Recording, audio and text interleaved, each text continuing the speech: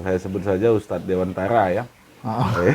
Ustadz Dewantara, Dewantara Jaya. Dewan Kepentingan Masyarakat itu kalau saya singkat AJAL begitu.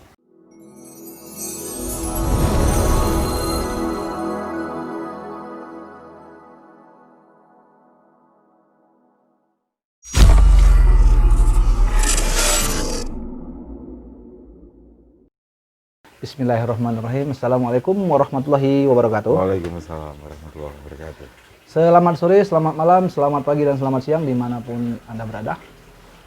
Alhamdulillah pada sore hari ini masih diberi kesempatan oleh Allah Subhanahu wa Ta'ala untuk kembali bersilaturahmi.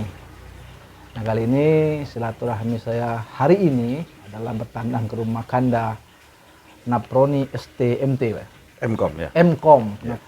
Nah, beliau ini menjabat sebagai anggota DPRD Kabupaten Oku dari Partai Keadilan Sejahtera. Betul. Kita akan bincang-bincang dengan beliau ini kembali lagi mengenai ya politik hidup dan kehidupan beliau.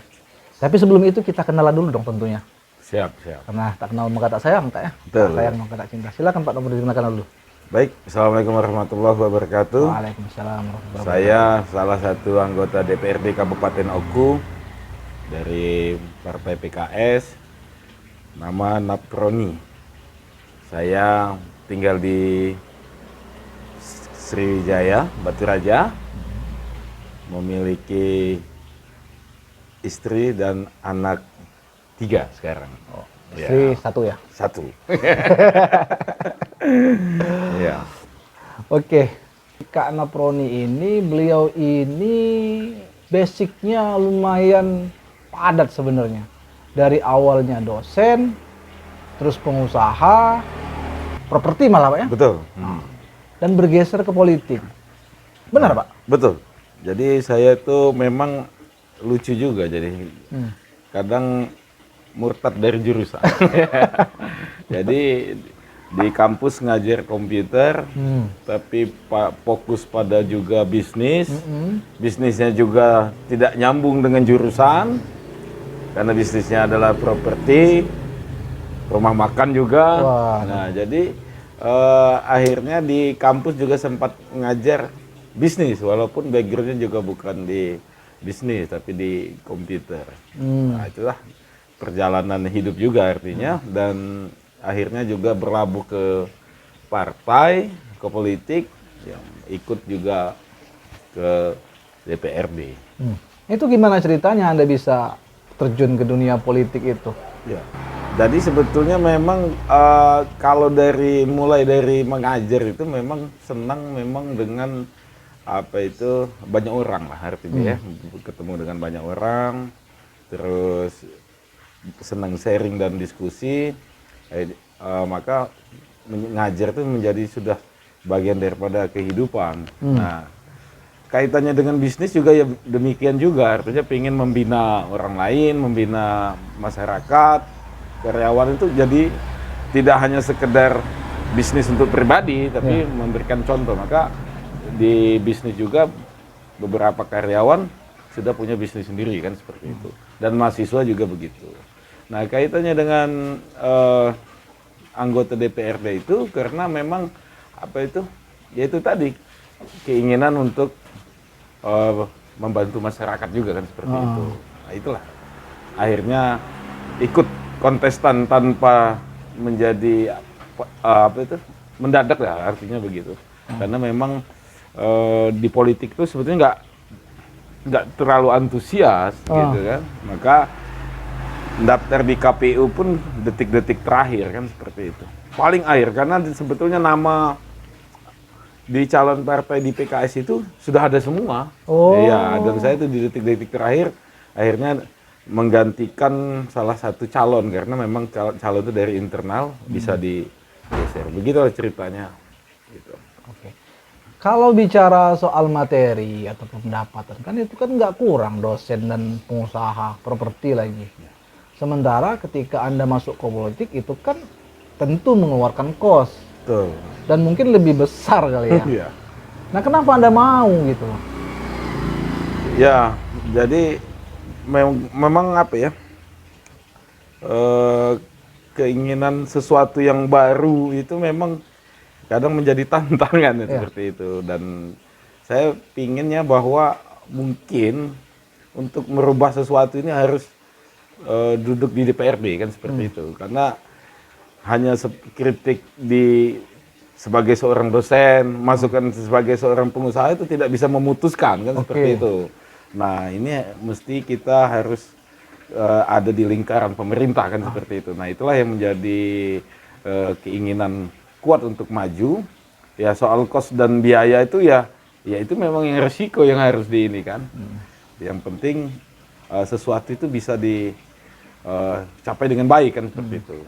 Menariknya kan saya dapat kabar juga ini, bocoran, bahwasanya ini Anda mungkin menjadi satu-satunya orang anggota DPRD Oku yang, ini mohon maaf bukan bicara kesukuan, tapi bukan putra asli loh. Iya, iya.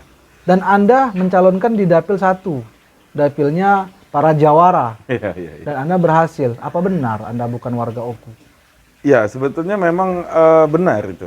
Saya merantau dari mana tepatnya? Dari Lampung ya, dari Provinsi Lampung.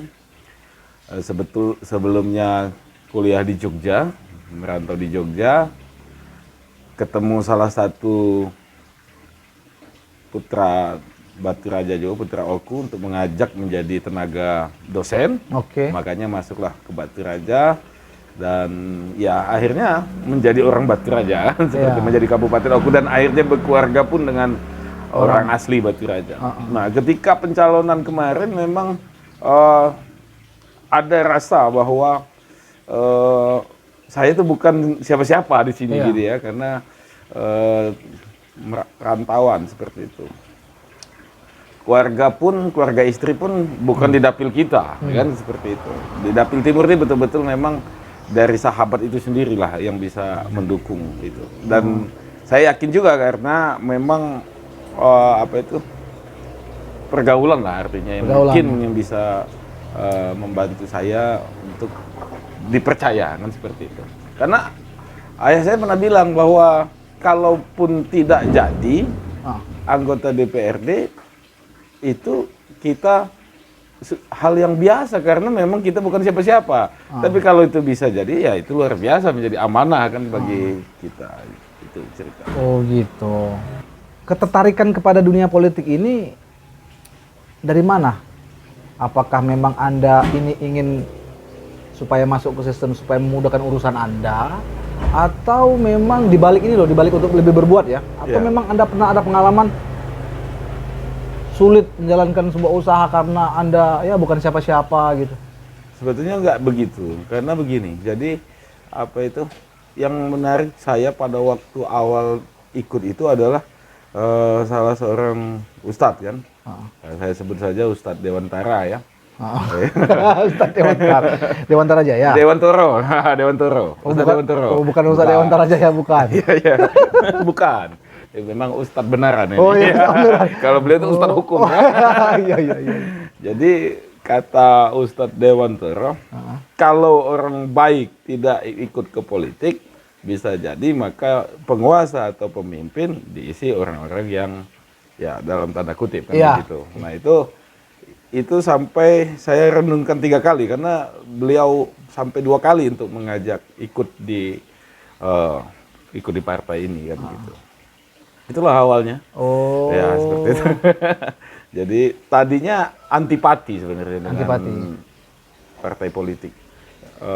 Ya cukup negatif dalam tanda kutip memikir tentang politik. Tapi benar juga kata Ustadz itu, kalau kita tidak terjun ya kita harus siap-siap saja, artinya menerima siapa yang kita pimpin nantinya. Oh, artinya di periode 2019 kemarin itu pada pileg itu merupakan percobaan pertama Anda? Ya, perdana. Perdana dan gol lolos. Alhamdulillah, ya. Di dapil 1. Dapil 1, dapil neraka. Berarti Anda siap dong kalau ya pengusaha lah, siap dong bicara untung rugi ya? Ya. Kalau soal itu kan ya artinya begini, kalau masalah untung rugi lah. Saya sekarang malah sudah menduduki ya artinya jabatan itu ya.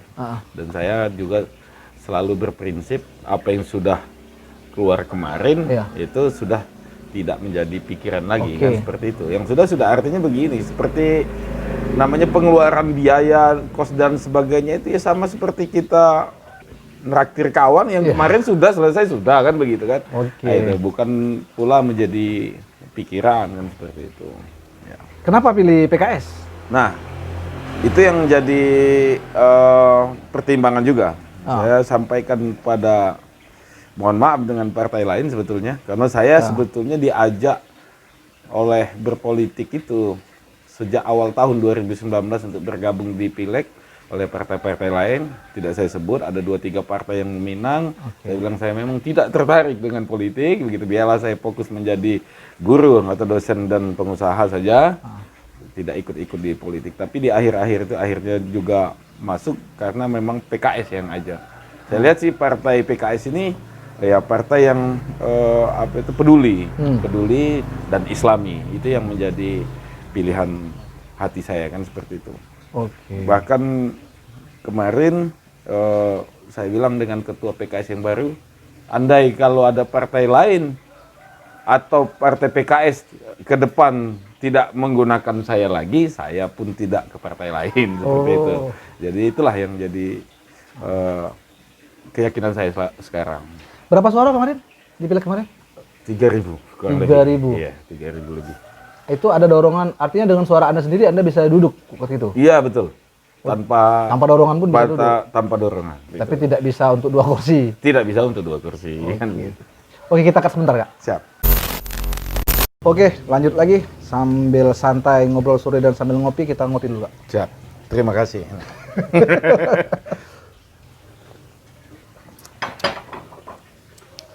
Oke, Kak.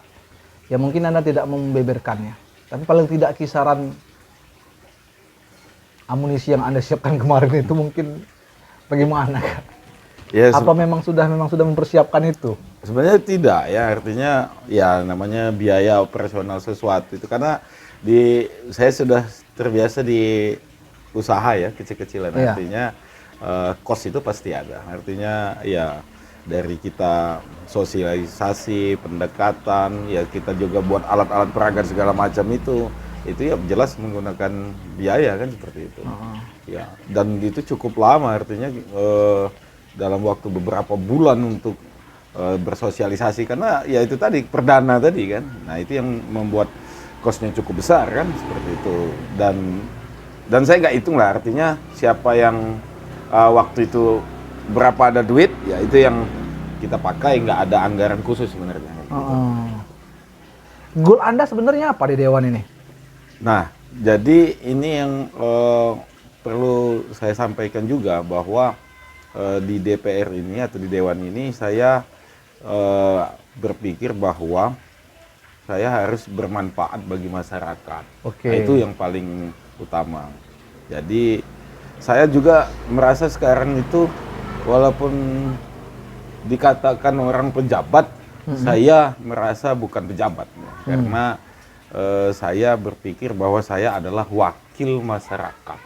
Artinya namanya wakil kan nomor 2. Iya. Masyarakat lah nomor 1 kan begitu. Nah, jadi saya berusaha semaksimal mungkin untuk bermanfaat bagi masyarakat, khususnya Kabupaten Oku. Oke. Sekarang duduk di komisi berapa? Komisi 2. Komisi 2 itu bidang apa saja itu? Ekonomi ya, pembangunan jadi ya. Ekonomi. Kalau SKPD terkait apa aja? Ada PU, ada Dinas Pertanian, ada Dinas Perikanan, ada Ketahanan Pangan dan lain-lain. Ya. Nah, Anda kan basicnya dosen yang mungkin juga sudah terbiasa menghadapi orang, Ya. ya menghadapi mahasiswa dan mungkin debat juga terbiasa Ya. karena mahasiswa. Nah, karena menghadapi SKPD ini kan mungkin banyak pertentangan atau banyak adu argumen lah. Ya. Mungkin di komisi, mungkin rapat-rapat dengan Ya. stakeholder terkait. Betul.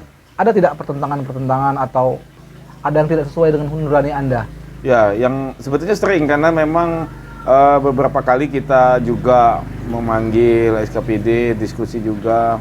Tapi yang paling mengganjal kemarin itu memang di bansos ya, artinya di bansos itu yang sangat mengganjal di hati ya, karena itu yang menjadi perdebatan kami dan ya walaupun dinas terkait kemarin ngeles lah bahasanya begitu ya, tapi itulah yang terjadi di masyarakat. Ya saya bilang kalaupun bisa lolos dari hukum atau pandangan masyarakat, ya tapi tidak bisa lolos dari pandangan yang kuasa kan seperti itu. Karena itu betul-betul pada waktu itu bansos itu berapa ribu yang dibagi tidak sesuai begitu kan, berasnya juga ada yang ini. Nah ini saya pikir, saya bilang secara pribadi kalian harus ganti itu double mestinya, karena itu menjadi apa ya, tanggung jawab moral. ya betul, itu yang kami sampaikan di sisi perdebatan. Nah kalau diskusi-diskusi yang lain seperti itu ngalir lah artinya kan. Selama ini saya di Banlek dan di Banmus ya, Badan Legislasi dan Bagian Umum. Nah, musyawarah umum. Jadi biasa kalau yang soal itu, artinya ada diskusi, ada masukan, ada ini kan, seperti itu. Kalau perdebatan hanya itu saja kayaknya yang paling jadi ganjalan kemarin. Kalau misalnya ada yang tidak sesuai dengan, ini tidak sesuai dengan nurani Anda ketika ada pengajuan mungkin kan? Oh iya, kalau soal itu, nah itu seringkali bahkan beberapa kali kita untuk tunda kan, tunda dan dibatalkan dengan alasan yang memang apa itu? Kurang masuk akal? Kurang masuk akal. Nah, cuma saya masih melihat bahwa sisi waktu yang diberikan itu sangat pendek dan juga apa ya, berkas yang diberikan cukup waktu yang sangat singkat untuk mempelajarinya kan. Jadi kita dengan waktu yang sangat terbatas. Nah ini mungkin menjadi masukan bagi kami ya untuk menjadwalkan itu secara cukup panjang, maraton lah ya, artinya kan seperti itu. Ini yang jadi kendala saya dalam hati saya itu, karena kalau diskusi dengan dinas terkait dengan ratusan miliar yang dianggarkan dalam tempo 1 jam 2 jam, rasanya nggak cukup kan seperti itu.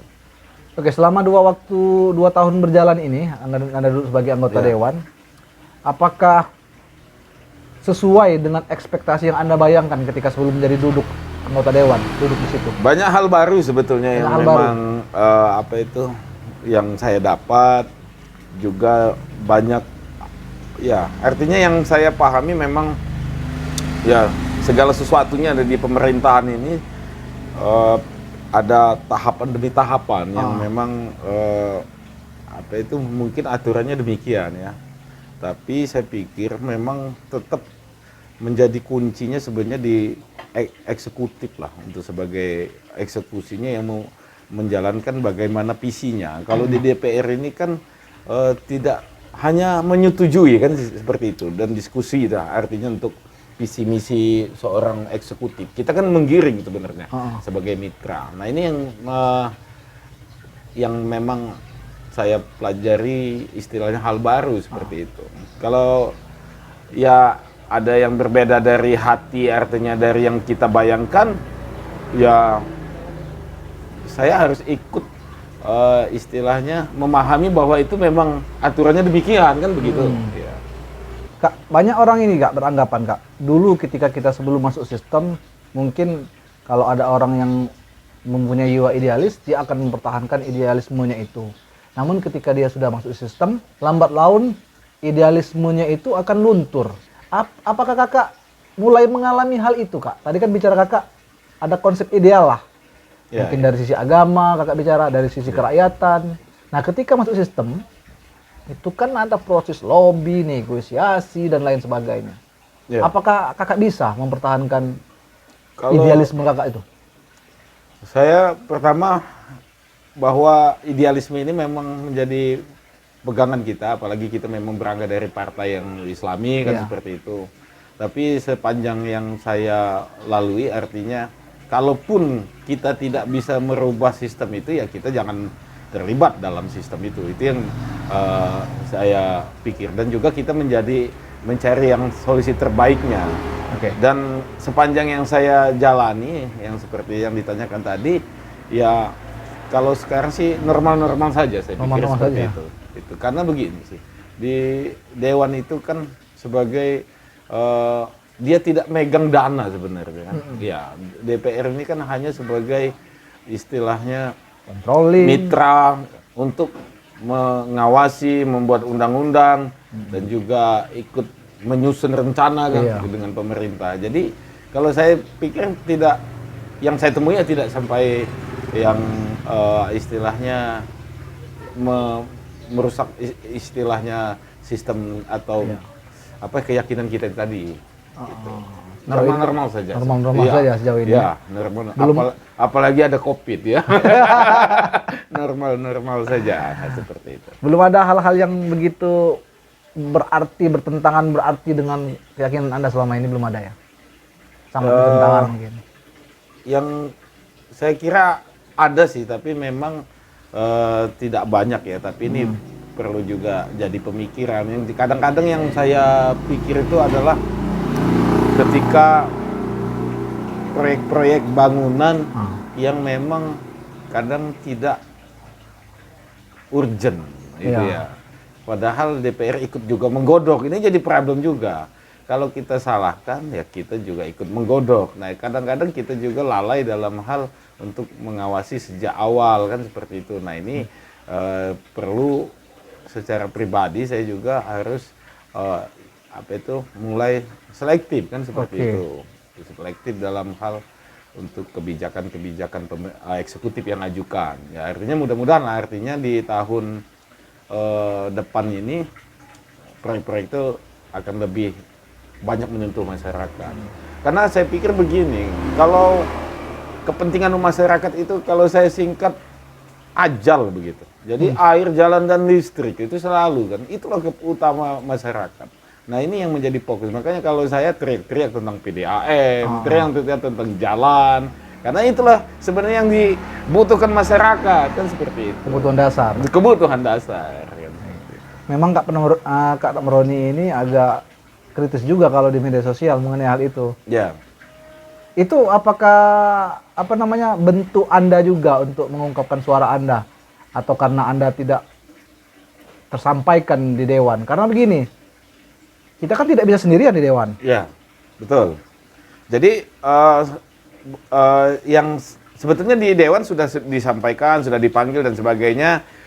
Di media sosial itu juga sebagai bentuk laporan saya kepada rakyat saya, Iya. sebetulnya bahwa saya itu yang saya lakukan. Artinya bukan saya tidak mampu di dewan lalu Keluar-keluar di medsos. tidak. Nah, itu seperti itu. Jadi sebagai laporan bahwa inilah kondisi kabupaten kita, inilah yang perlu kita berjuangkan bersama, kan seperti itu. Oke. Gitu. Iya. Dosen, pengusaha, anggota dewan. Condong kemana Anda? Sebetulnya tiga-tiganya sangat menarik. Memiliki tantangan yang berbeda. Dan menghasilkan semua. Menghasilkan.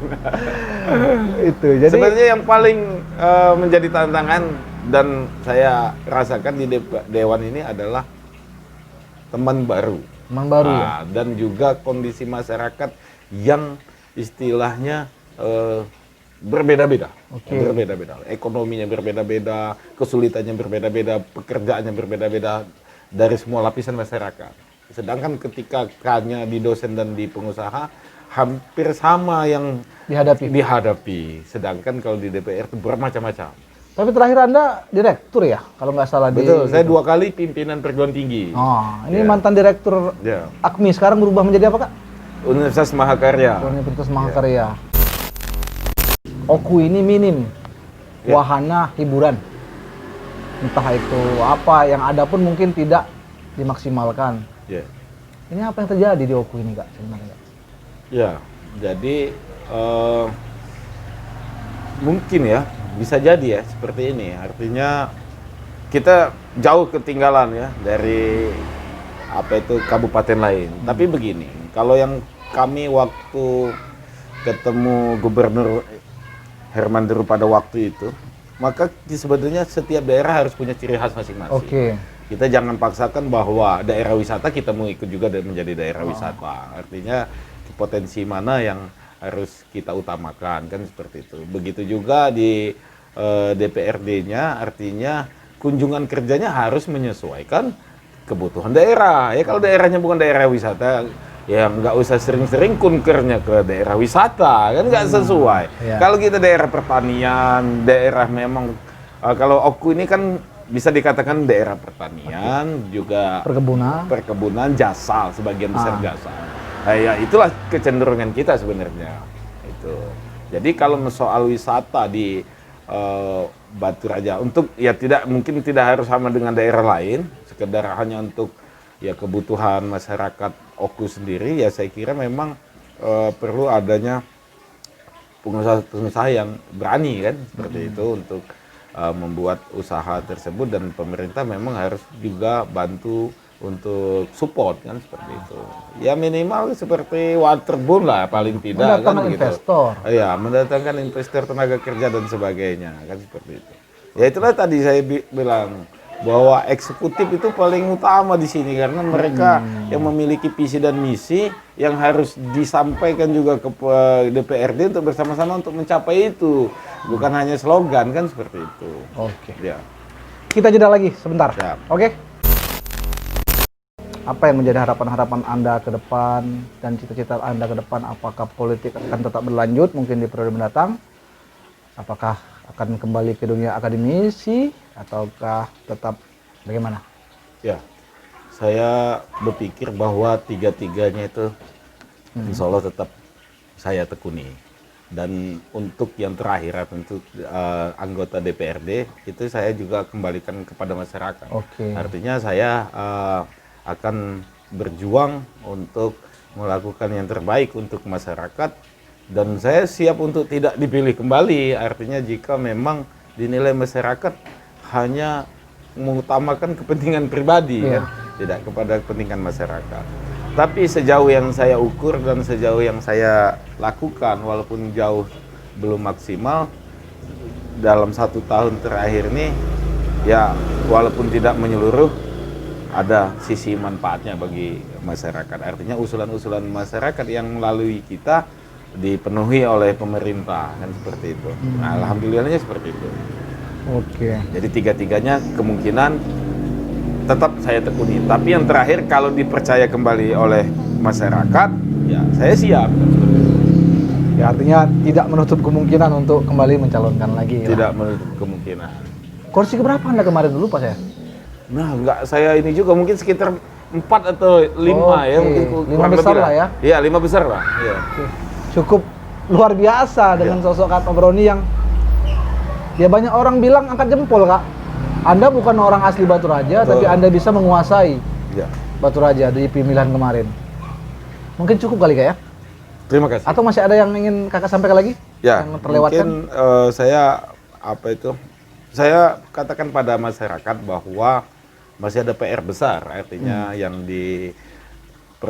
kami secara DPRD, secara lembaga dan secara pribadi, untuk banyak hal yang harus dilakukan bersama-sama pemerintah seperti itu. Dan Oku itu mesti menjadi kabupaten yang tidak tertinggal, menjadi kabupaten yang maju, menjadi kabupaten yang SDM-nya juga meningkat dan juga bisa sejahtera lah, paling tidak seperti itu. Dan juga ini perlu kami kawal dari sisi DPRD adalah bagaimana infrastruktur agar ekonomi itu juga berjalan, dan juga bagaimana sebenarnya ekonomi ini uangnya berputar untuk di kabupaten, tidak lari keluar. Nah, ini yang harus sama-sama kita pikirkan.